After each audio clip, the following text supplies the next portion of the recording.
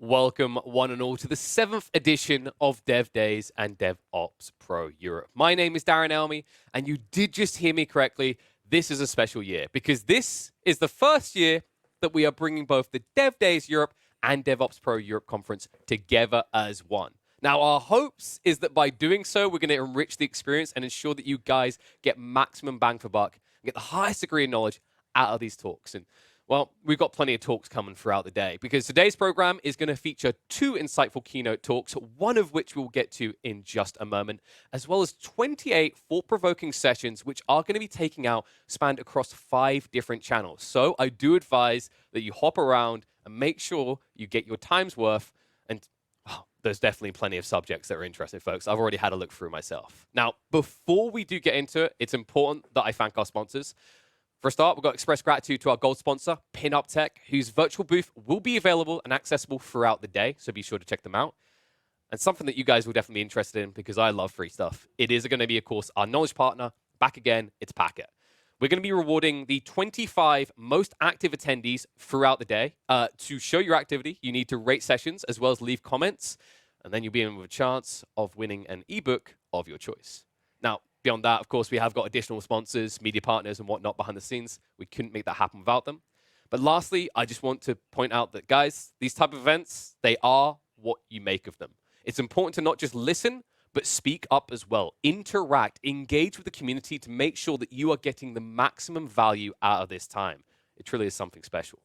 But to commence the first day of Dev Days and DevOps Pro Europe 2023, it is my pleasure to introduce our keynote speaker. Now, a famous man once said, it's not about how hard you get hit, it's about how hard you can get hit and keep moving forward, which is why it's my pleasure to introduce Michiel Rook, who is going to be our very own little Rocky Balboa. Michiel, take it away. Well, thank you, and glad you're all joining me today for, I hope it to be an awesome keynote to kickstart your day with this beautiful conference that will give you a lot of knowledge. And so today I'm going to be talking indeed about getting hit by rocks, not just once, not just twice, but all over and over and over again. We're going to talk about failure. Failure is something that I've been dealing with a lot in my life, in both my personal life and my professional career.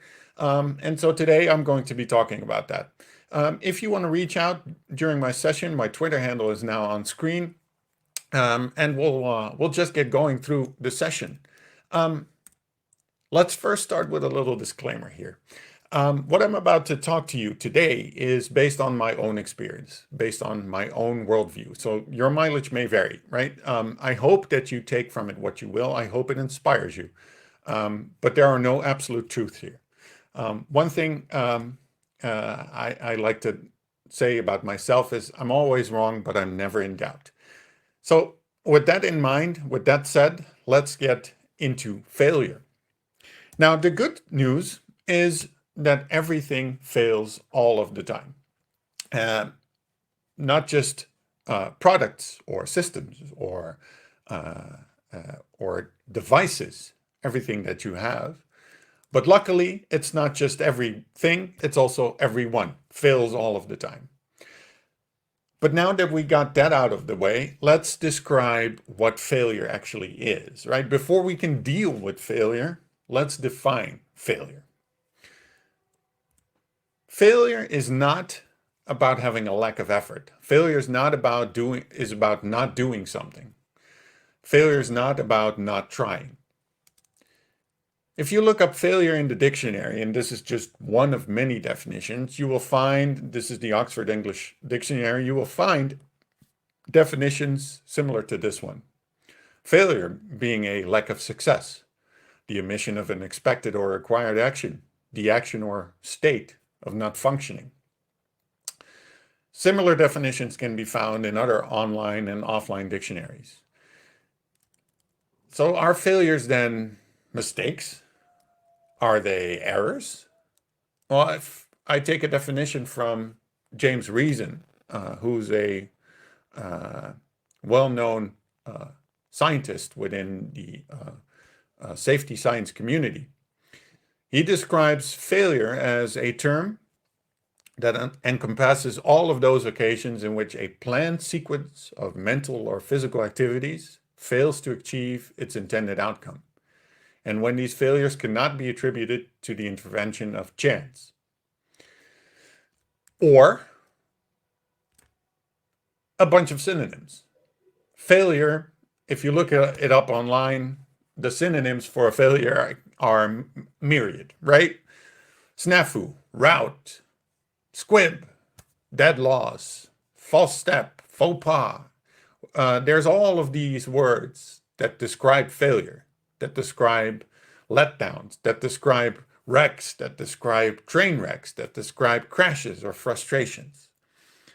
And so basically, my point here is that culturally and psychologically, we're wired to consider failure to be a negative thing, right? We are brought up with the idea, especially in the Western culture, that failure is negative, right? Failure is something to avoid. Failure is something that's nasty, that's scary, which is not strange because we associate failure with pain, right? And physiologically and also psychologically, we are wired instinctively to avoid pain, right? If you hit your head on something, the next time you will probably be more careful.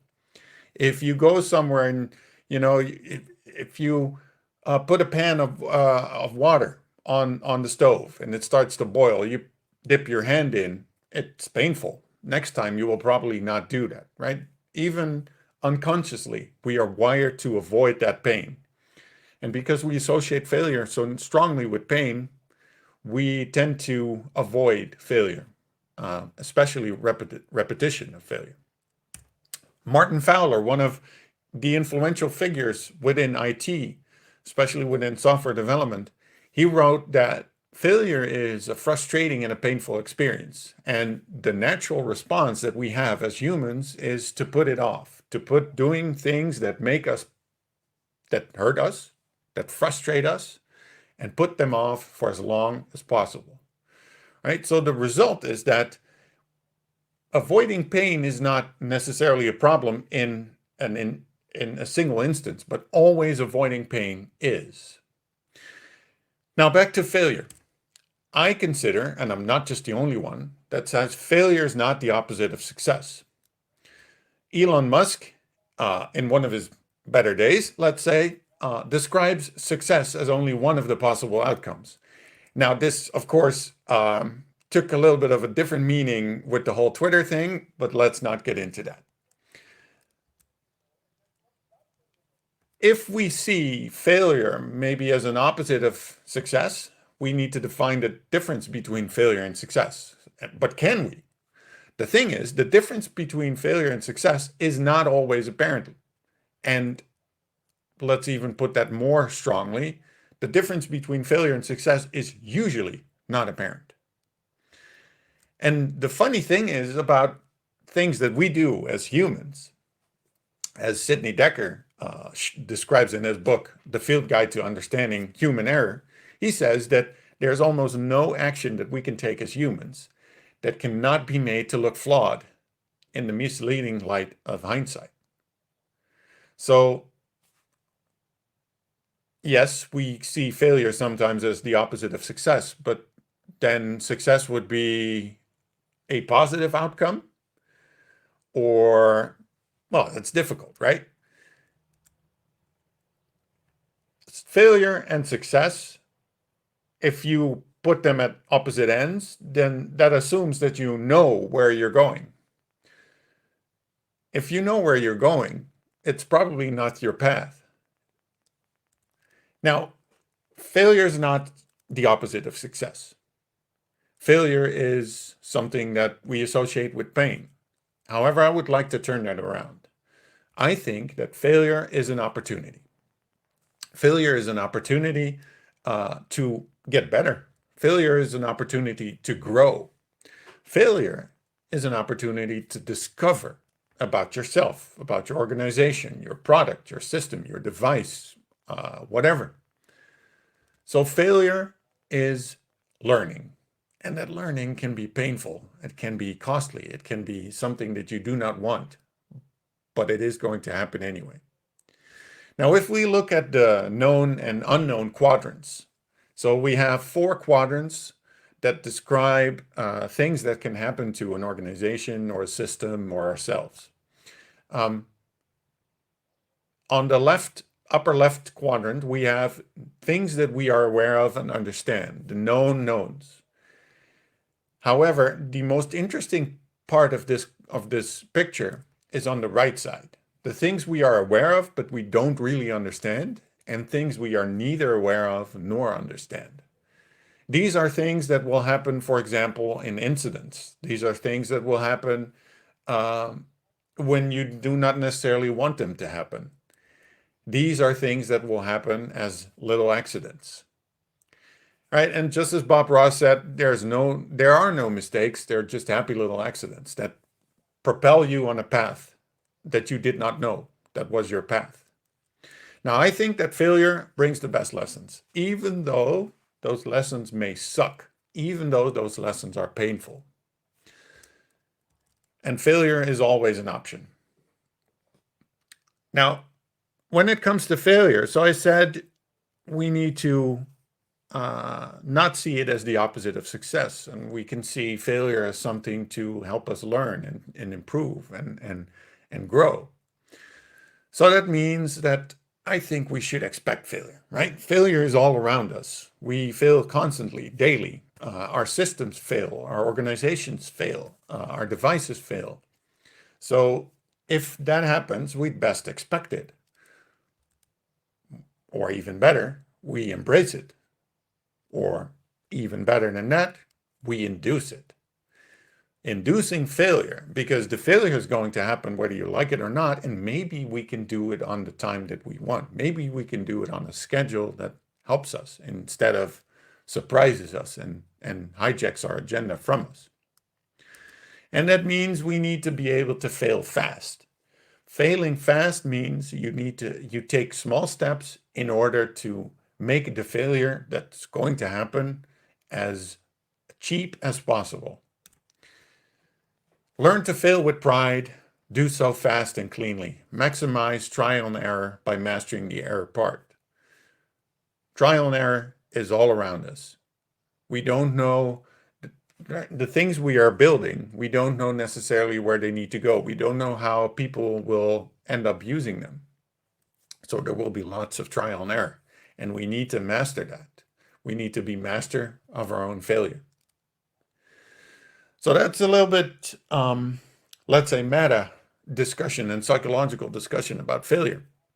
But let's turn it into failure in IT, just to limit the scope a little bit. And ultimately, we're at an IT conference today, right? So I'm going to talk a little bit now about failure within IT. And if you look at IT, all of us, we are building, but we are also part of complex, potentially distributed systems. And the thing to note about complex systems is that they have a few properties that makes them different from simple systems or non-complex systems. So there are a couple of properties with complex systems that I'll describe. The first one is that complex systems are typically not linear.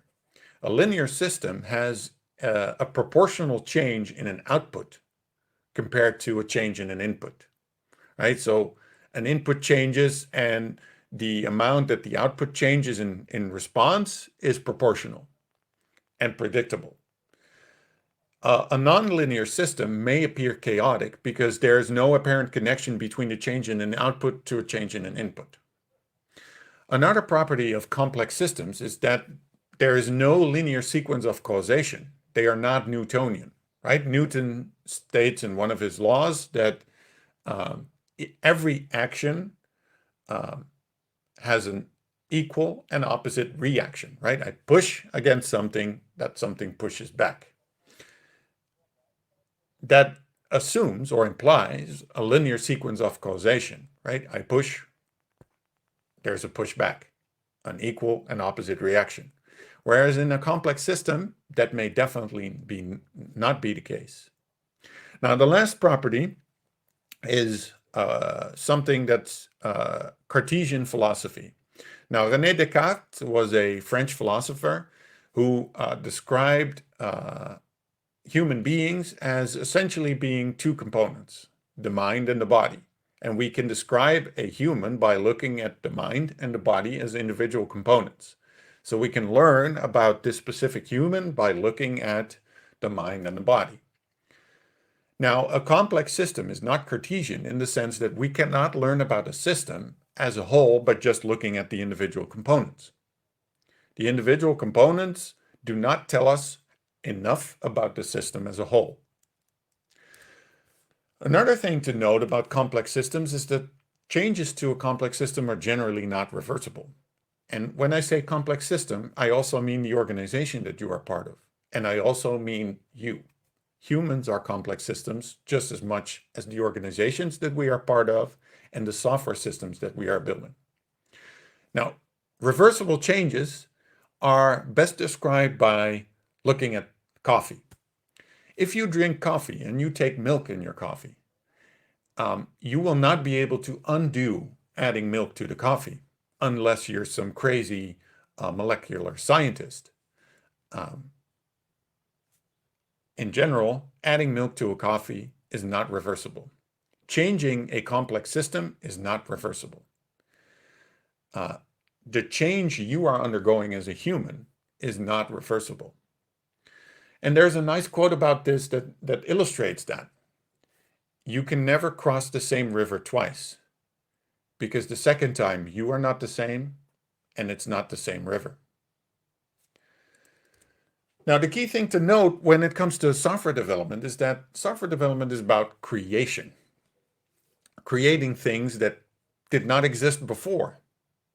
Creating things that may look like something that was created before, but because your organization and your context is unique, the thing you are creating is unique and never existed before. So software development is about creation, which means that it is about learning, right? Creating is doing things that did not happen before, that did not exist before. And so the very act of creation is learning. You're learning as you go. Software development is a process of discovery, a process of exploration. So in order to succeed at that, software engineers need to become experts at learning. Now, and this is Dave Farley explaining that, one of the influential figures in the continuous delivery space. So software development is about creating, learning, and thus failing. And so in order to be successful at creation, at learning, we need to be able to make an organization safe to fail, safe to learn. This will encourage more innovation. This will encourage better products. This will encourage better learning. Making an organization, a system, safe to fail, safe to learn, means that you need to be able to share stories, share successes, but also share your near misses, something that nearly failed or was just prevented from completely blowing up. Recognize and celebrate people that share these stories, because those stories can be painful, right? They can be associated with something that people did not want to happen and almost happened or completely happened. And that requires humility. And this is a nice quote that I found online. This is the speech coach or the dialogue coach for Jim Gandolfini, who played Tony Soprano in The Sopranos. And she said, in order to create, you have to be willing to miss the mark. You have to be willing to fail and to be willing to be seen as human. Now, what I see in a lot of organizations when it comes to mistakes, failures, errors, the knee-jerk reaction is to say, please be more careful. Please stop making mistakes. Now, and that's completely irrelevant. That's completely bogus. I would say that's completely irresponsible to say, because in order to stop making mistakes, in order to be more careful, well, the only thing to stop making mistakes is to stop doing things, right? So if you have to blame something, blame impermanence. Impermanence is the natural tendency of things to change. Just look at yourself. You are not the same you were 10 years ago, whether you like it or not, whether you want it or not. And you cannot force yourself to stay static the next 10 years. Things are changing always. And to work is to change. To work is then to make mistakes. Not just mistakes for the fun of it, but they will happen. And it's not a matter of reducing the mistakes to zero, because that's not going to happen. It's how we can deal with the consequences of mistakes. And so an organization that's safe to fail, an organization that's safe to learn, it's psychologically safe. It is an organization that learns. It is an organization that if you do not become a learning organization, you will lose to an organization that is. Cool. So failure and IT are intertwined, are connected. So let's dive into a few techniques to help you cope, deal with, prepare for that failure. And the first thing I want to share is a thing called test-driven development, which, if you look up the alternative term, is fail-first development. Fail-first development means that we write a failing test before we do anything else. We write a failing test, our test is red, then we make the test pass by just writing enough code so that the test turns green, and then we refactor as needed in order to make our system ready for the next change, for the next step. So by adopting TDD, adopting fail-first development, you will start to condition yourself to not just expect failure, but embrace it, right? You are literally, the first step is writing something that fails, writing something that does not work. And by doing that, you will end up with a better design. You will end up with a better system and a smaller system, less amount of code to satisfy the same need. And you will condition yourself to deal with that failure. Now, failure is also something that you can deal with by making your organization and yourself more adaptive and more resilient, which basically mean being ready for whatever may come. And that means that we don't rise to the level of our expectations, we fall to the level of our training. And so if you look at adaptive organizations, typically they have a number of properties where, for example, an adaptive architecture is one of the big ones.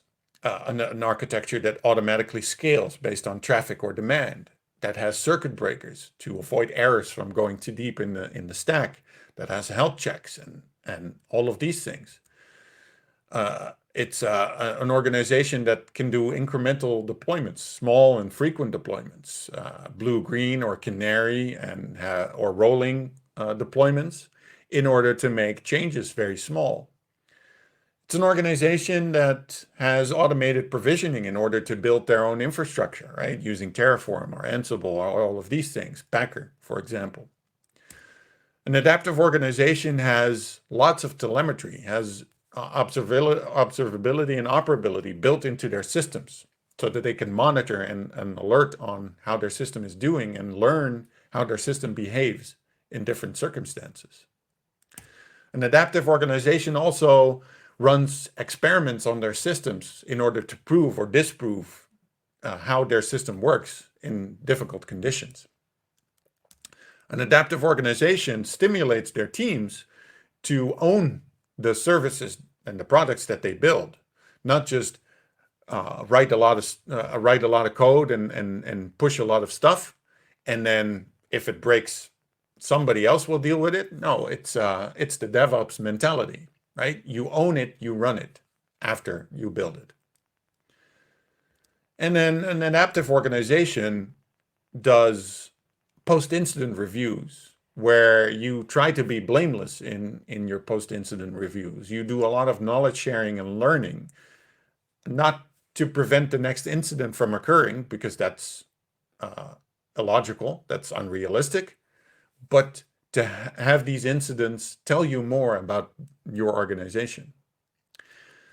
Now, another speaker in the community that I respect very much is John Allspaw. He talks a lot about this subject. If you have some time later this week or in the weeks after, look him up, and especially find the keynote, People Are the Adaptable Element of Complex Systems. He talks about how essentially we as humans are the last line of defense, and we need to be adaptable if our systems are not.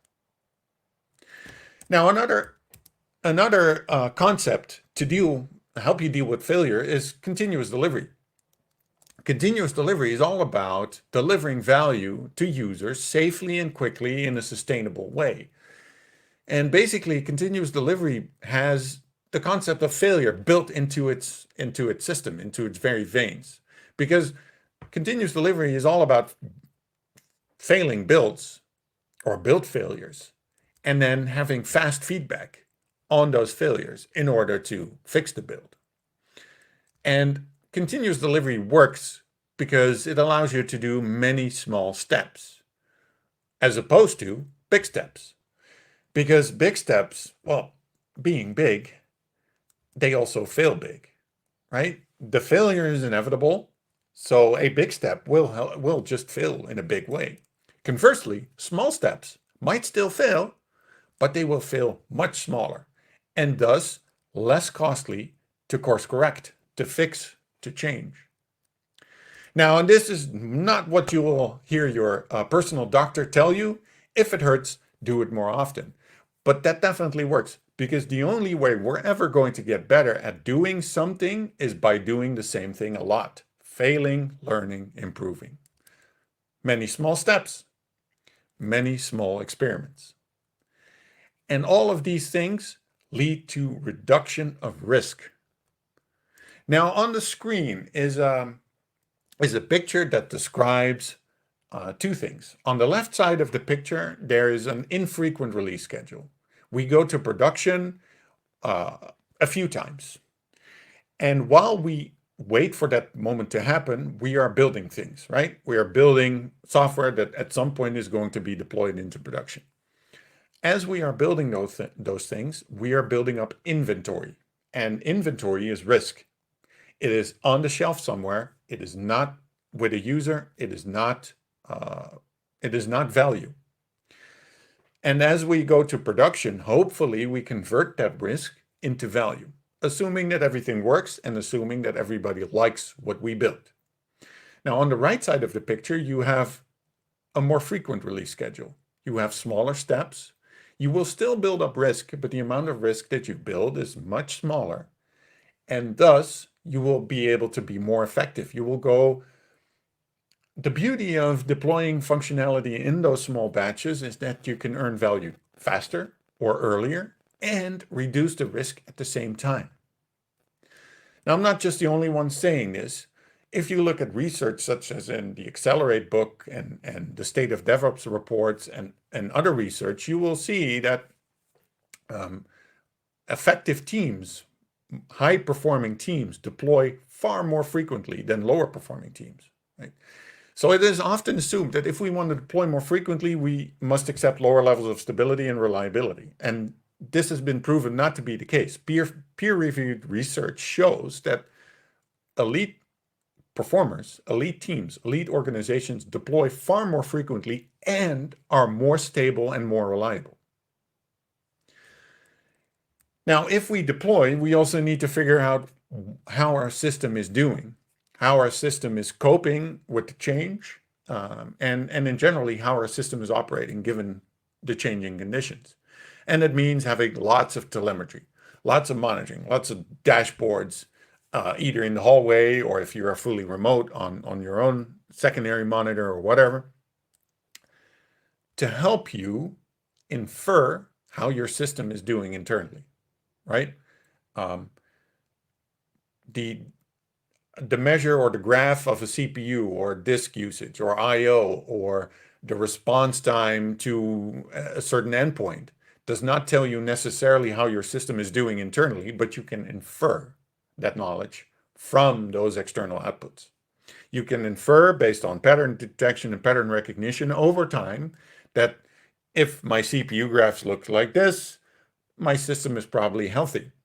And if they start going that way or that way, something is about to happen or something has happened. Now, observability is part of or comprises a few things: metrics, tracing, and logs.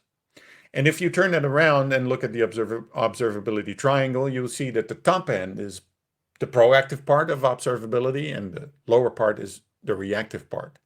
Proactive is alerting, looking at dashboards, finding things that are not working. And then reactive is once you found something that's not working, how did that happen? Can we do some debugging, some profiling, some tracing, or other troubleshooting? And together, these two functions make observability. Operability is the properties of a system that make it work well in production, or the operator experience. How easy is it to inspect a system? How easy is it to deploy a change to a system? How easy is it to verify that a system is working or not working?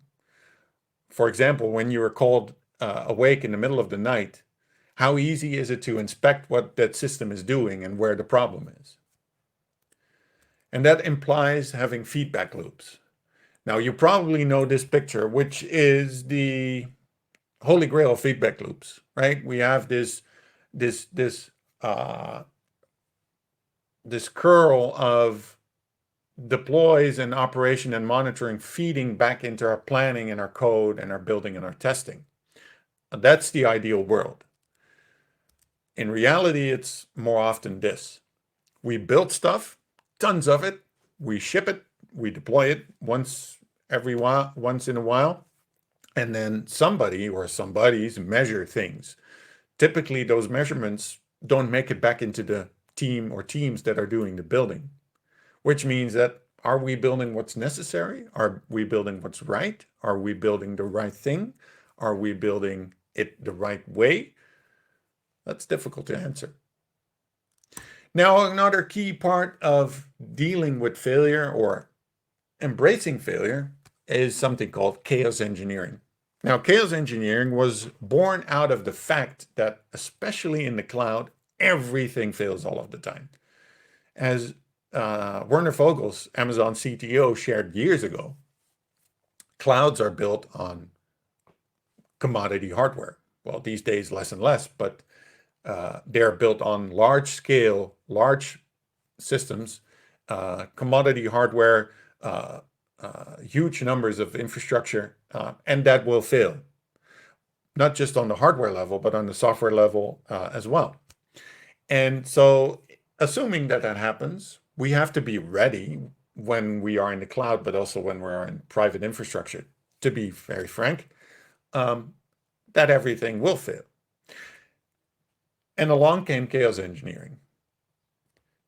In the book written by Casey Rosenthal and Nora Jones, they describe chaos engineering as facilitating experiments that help you uncover systemic weaknesses. Or, more specifically, chaos engineering is a discipline. It's a discipline where you experiment on a distributed system so that you build confidence in that system's ability or inability to withstand certain turbulent conditions in production. And chaos engineering was definitely born out of the fact that if you don't schedule time for maintenance, your equipment will do it for you. It will happen whether you want it or not. Chaos engineering will help you to do it on your time. Chaos engineering came out of a tool such as the Chaos Monkey.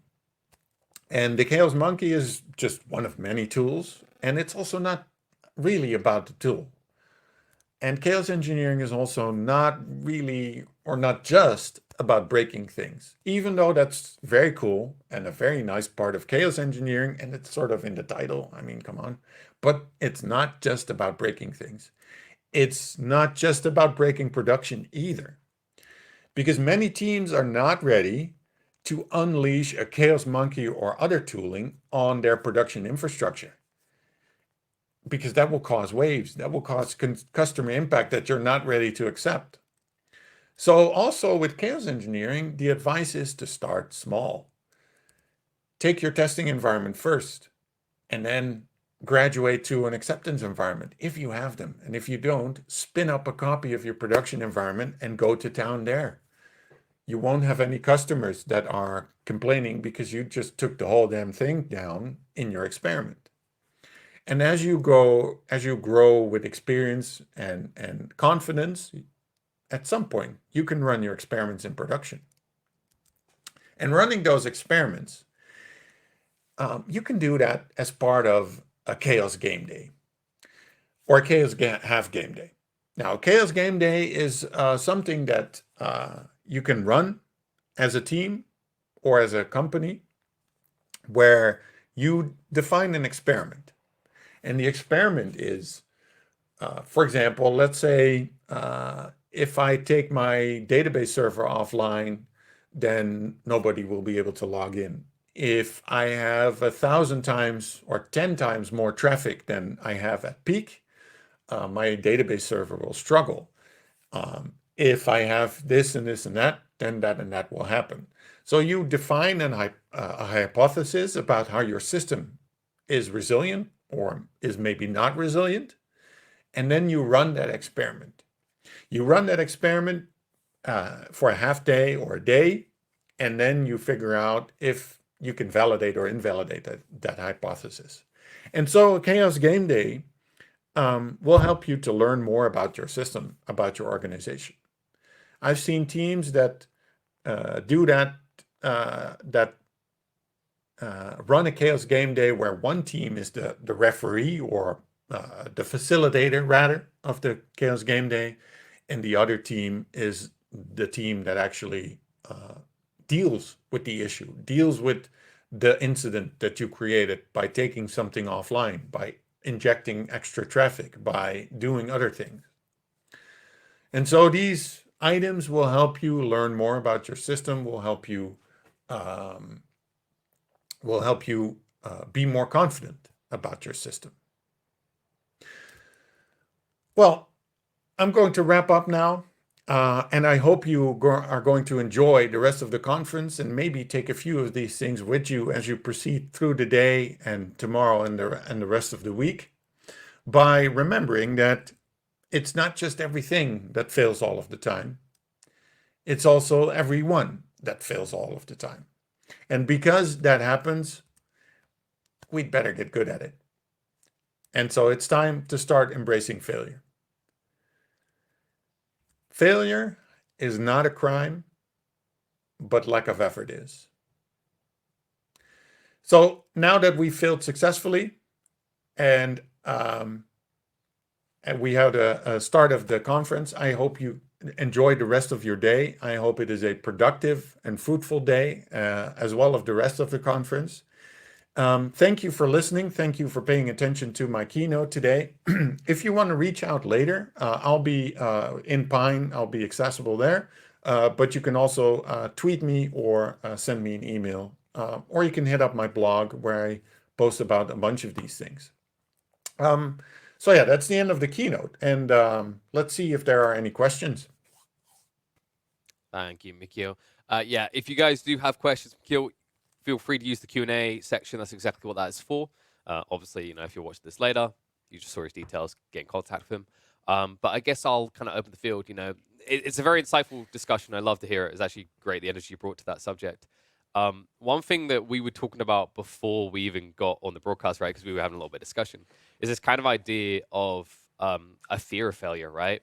It's like it's embedded in us. You kind of hit on it in the presentation, right? It's just ingrained in us biologically. How do you break free of that cycle? Really, is my first big thought, right? Like, what was the kind of eureka moment for you personally that allowed you to break that vicious cycle? I would say one word: perseverance. And I'm going to reach out to a quote by Winston Churchill. He said, "Success is going from failure to failure without losing your enthusiasm." And and that doesn't mean that we just, like that we need to be unaware of what we're doing and just blindly pushing on. Uh, but like I said, we need to train ourselves in order to deal with these things, because the failures are going to happen anyway. On personal level, organizational level, within our software systems, they're going to happen anyway. So um, you can either take that and you can own it, or you can be led by it. You can either be proactive or reactive. And being proactive when it comes to failure is, well, inducing it and learning how to deal with that, and maybe using that, as the Japanese call it, a kata, where you train for the you train to train. You train without necessarily an outcome, but you train the training in order to get better at the training. And so something like chaos engineering and test-driven development help you get into a mindset where failure is not something to shy away from or to be scared about, but something like, okay, cool, I'm learning. I see something that I did not know before. And now, as a result, my organization, and my system are better because of it. I guess that's the key word there, right? It's like learning, right? It's something that is ingrained into us that we have to do when we're younger. But it almost feels like the moment that you finish being in school, there's an expectation that you know everything, right? That Yes. you shouldn't need to learn things. Like I think when I was a software dev, the classic thing was, you'd say you didn't know how to do something, and you say you were learning on the job, and they say, no, do that in your own time. We need you to do your thing now. It's like, well, cart before the horse, right? Like I like what you're saying there. That this whole concept is, it's the journey rather than just the destination. Yeah, and if we know everything by age 20, what's the fun in that, right? Mm. What will we do the rest of our lives? Will we just, mindlessly plodding along as a robot? No, the whole point of living, to me, is learning.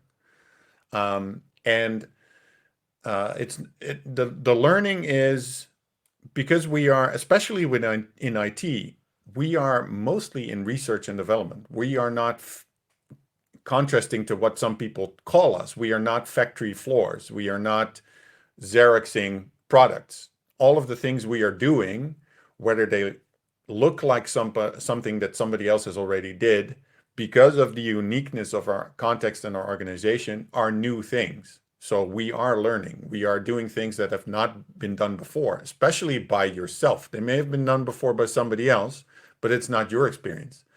So learning is going to happen whether you want it or not. And what you're saying about that organization that say do it on your own time, essentially that organization is then saying it's not psychologically safe with us, because Yeah. you're not going to be able to tell people I don't know, which is, nobody knows everything.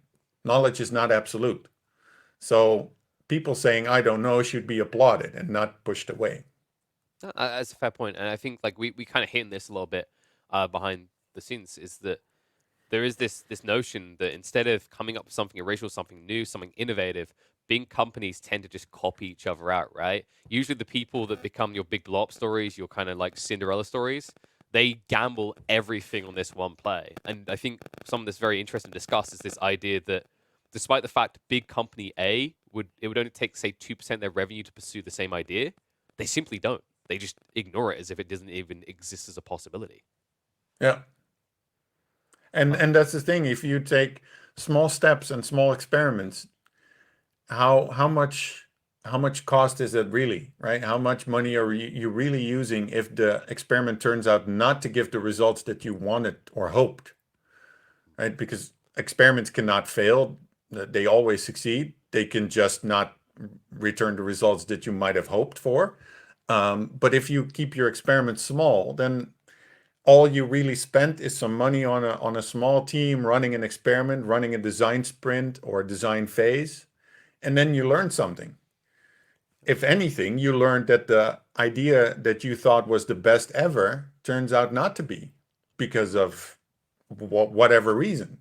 And that's knowledge, that's learning. It may be painful, but it's useful. I guess there's also this weird paranoia. It's like, oh, well, if this fails, we've just basically eliminated something that would have been valid that we discovered isn't. But everyone else now knows it, but it cost us something. But I guess the argument there is you have the inside track, right? You've been through that process. Someone else might be able to observe and learn something from your failure, but you should have a deeper understanding of it because you experienced it, right? Yes. And the same goes with incidents that happen in complex software systems. I see companies that say we should not have any incidents. And then my response is, okay, then please stop doing business because an incident will happen. If you run a business, incidents will happen. And so incidents are can be very nasty, very painful, very stressful. I'm very aware. But incidents can also be very positive in that they teach you something about your system and your organization that you did not know before. Because no human, no single human can understand a complex distributed system, really understand it. And once an incident happens, that typically shines a light on an area that was not well documented, not well understood, not well architected, whatever. At least it teaches you something. You learn something. And for that alone, an incident can be valuable. And, incidents and failure are two sides of the same coin. And we've got a question coming in from Million. They ask, would you be able to give some tips and tricks on how to convince a customer that chaos engineering and other stuff you mentioned is worth investing in? That's a very nice question, and I hoped somebody would ask it. It's a question that I was asked a few weeks ago with a similar talk. So chaos engineering is only one aspect, but what I think your customer is asking for is confidence. Your customer, what not asking for is looking for. Your customer is looking for the confidence that you, your team, your organization will be able to deal with whatever. Right? So the answer I gave to that person the other day when they asked the same question is, your customer is not necessarily looking for the answer that there will be no bugs. If they are, then they should be educated that bugs will happen. So it's not necessarily about avoiding bugs. It's about showing them how your company approaches that issue when they occur. So you can, for example, if you do a case engineering day, you can invite your customer and they can see how your company, how your team or teams respond to a simulated issue. And in order to provide them confidence in how your organization works when things aren't going to go abnormal. Now, in terms of investment, I would say it's just as much as test-driven development and other things, it's the cost of doing business, right? It's when I hire a builder, I don't tell them how to do things. And I don't expect my customers as an IT company to tell me how to do things. I don't tell my customer how to design their product either. I tell them from my perspective and my knowledge and my experience how we can help them achieve their results, their outcomes. But that customer does not tell me how to do things. What I can show that customer is help them be confident in how we deal with things. And I hope that helps answer your question.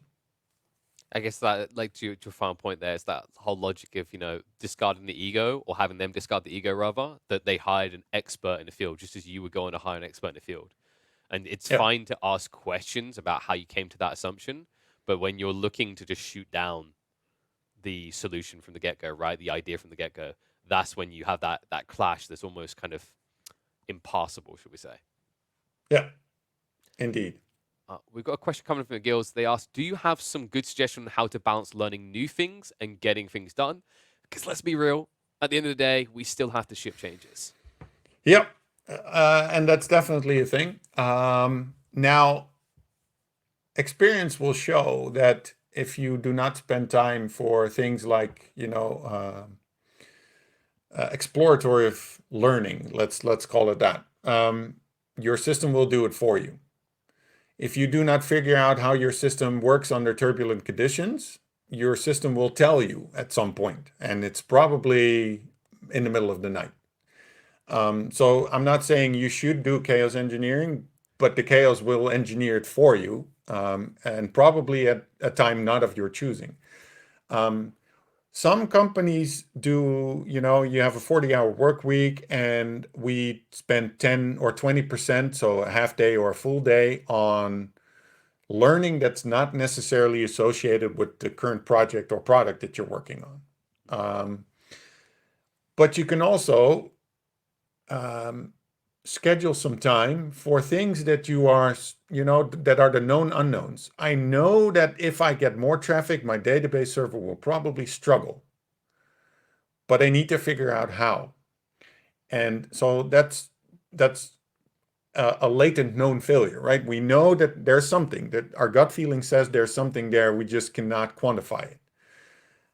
So the responsible thing to do is then to schedule some time in order to verify your hypothesis. And that can be a chaos game day or a half day, but it can also be a small experiment that's not necessarily a chaos engineering thing.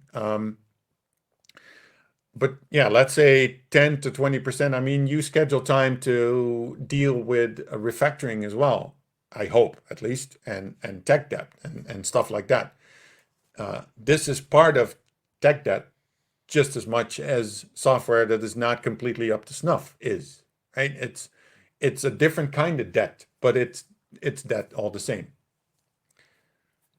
I think it's that idea of having a logical balance between addressing the issues that exist now and the issues that are going to exist, right? Kind of anticipating for that. Yeah, and it's the balance between planned work and unplanned work. And research has also shown, for example, when it comes to tech debt, when you essentially ignore that part of your software and sort of neglect that part of your software, it will become apparent whether you want it or not. Yeah. And so teams that ignore that will essentially hit a brick wall at some point, right? You can go fast, very fast for a short time, but in order to go fast for a long time and sustainably fast, you need to be able to maintain that quality, and that goes for the software level, that goes for the infra level, that goes for the system level. So you need to invest time in maintaining that quality uh, to the level that you need it to be for your system, and that may be very depending on the context that you're in, right? Medical software has different use cases than an online game versus an e-commerce site and everything in between. But you need to spend some time, invest enough time to keep that quality up to the level that you can keep a sustainable pace. Otherwise, you will end up hitting a brick wall, and everything that you want to build will cost many, many, many times what you want it to cost. I guess one of the kind of worries is that with some companies, there's maybe this, I guess you could call it kind of an ego attached to this idea that we shouldn't have things we haven't anticipated for, right? We should just have planned out perfectly. Is Yeah. that maybe just a flaw in the philosophy? It kind of makes me think reminiscent of things like waterfall production, right? Where everything is clearly planned out. What would you say to those type of people? Like, is it just a flawed way of thinking? Do you have to always prepare for the unexpected? Well, you can prepare for the unexpected, but you cannot expect everything because we cannot, we don't know what we don't know, essentially, right? And when it comes to testing, for example, we can only test for the presence of bugs. We cannot test for the absence of bugs. We can only test what we know and what we've defined. So, but you can make your organization adaptive to such a degree that you are able to deal with whatever comes. And language such as this shouldn't have happened and I should have not done this is very human. We all of us do that all of the time, but it's what they call a counterfactual, and it's completely pointless because the thing has happened. You did not see it, so you cannot change history. I should have seen that, maybe, but you didn't. So how do you deal with what comes after, right? Should haves and could haves tend to hijack a discussion about learning into a discussion about blame.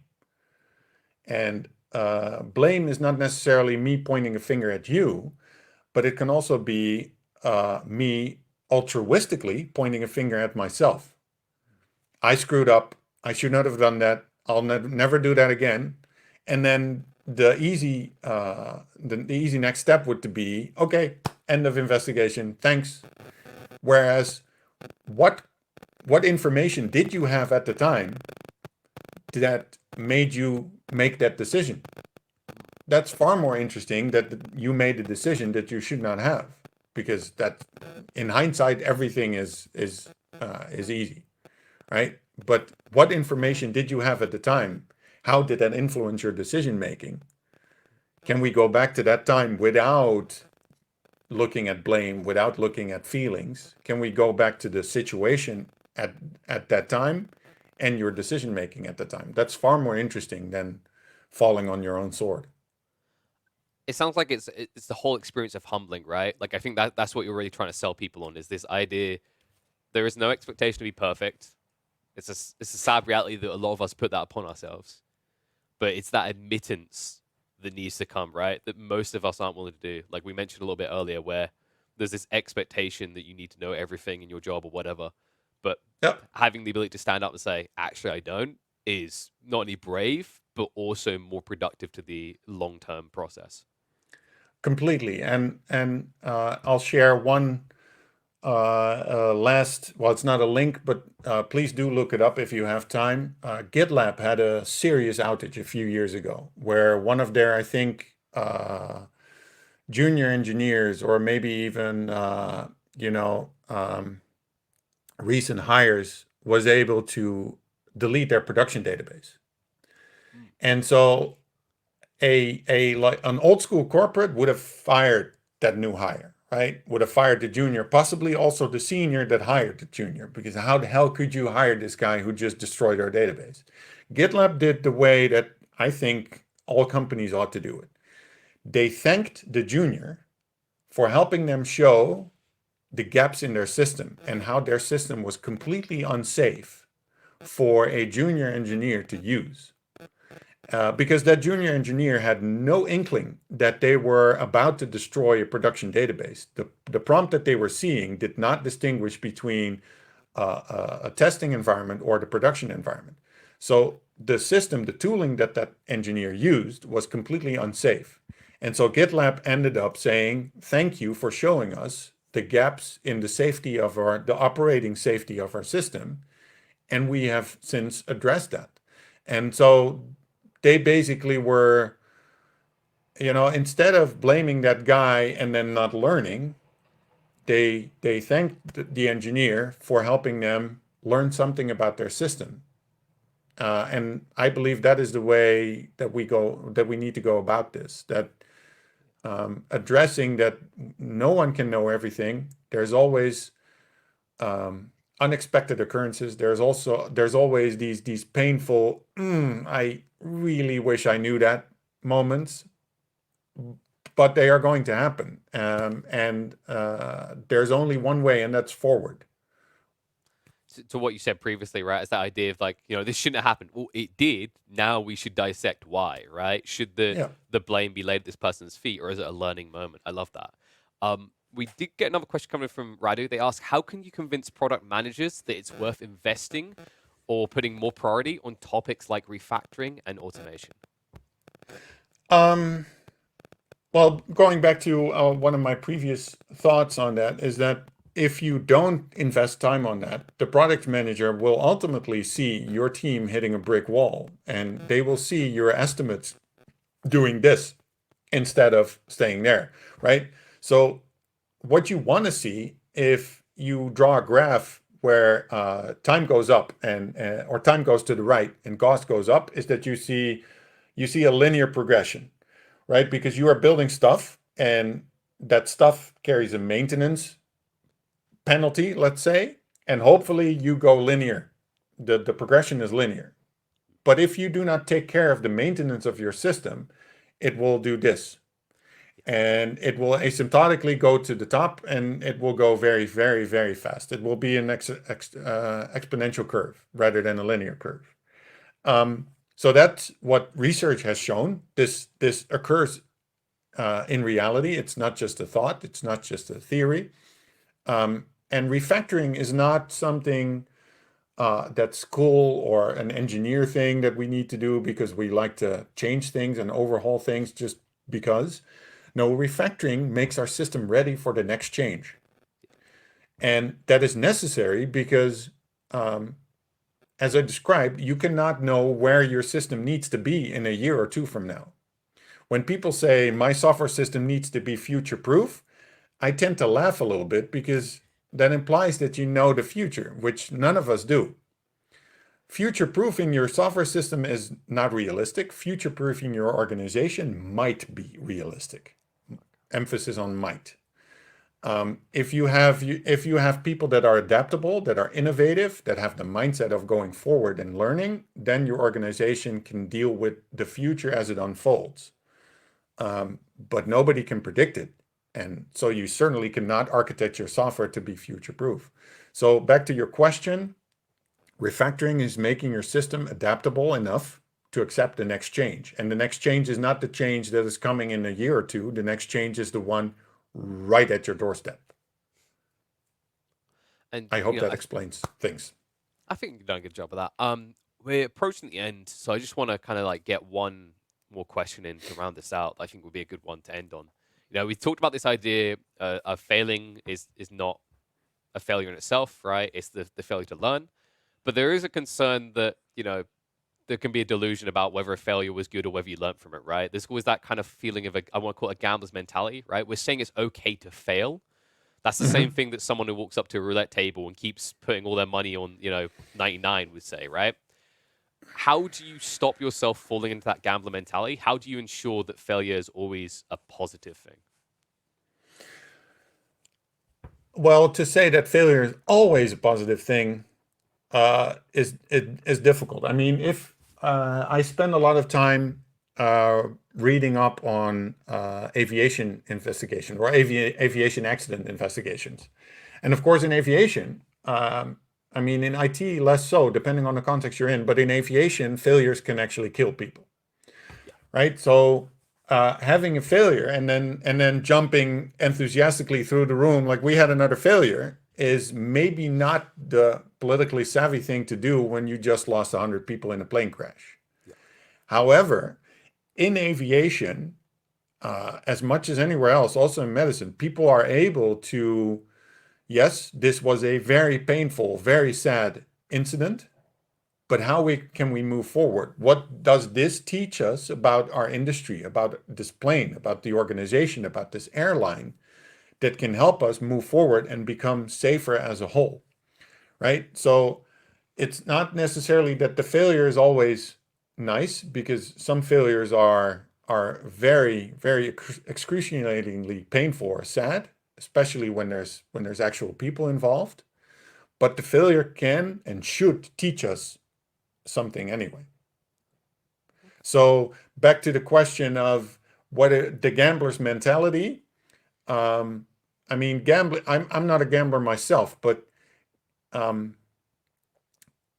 gambling is, I don't like gambling because I like to take calculated risks as much as possible. And a calculated risk, things might still fail, but you are able to deal with the consequences. And so gambling might be one of those things. I mean, if I take 100 euros and I put them all on red and it turns out to be black, and then I made the agreement with myself that that's the limit, I'm now walking away, then I pre-accepted the consequences when I made the decision. And if you cannot accept the consequences, the potential consequences of the decision, then do not make the decision, I think is what I'm trying to say. Okay, no, that's fair. I tried to get that. I think that's an expansive topic we could talk about for another 20 minutes, yes. Right? But yes. We've kept you long enough, Michiel. The show has to go on, but my friend, it has been an absolute pleasure to talk to you. I look forward to getting chances to talk to you more in the future. If you guys want to get in touch, if you have additional questions, Michiel is very accessible. But my friend, thank you, and I'll let you go. Thank you. Thank you. Enjoy your day, man. Thanks. Thank you. All right. Well, that's just the first of many talks. I'm going to hop right out and get ready for the next one. Quickly grab yourself a drink, because in just a minute, we're going to be hopping into our second talk of the day. This is all we got. Remember the revolution in our minds. This is all we got. Lock me out of this life institution. I am angry and high on illusions. Yes, I hate, but it's not a solution. Try my best, buddy, I'm just a human. Oh, we don't need to say we're sorry. We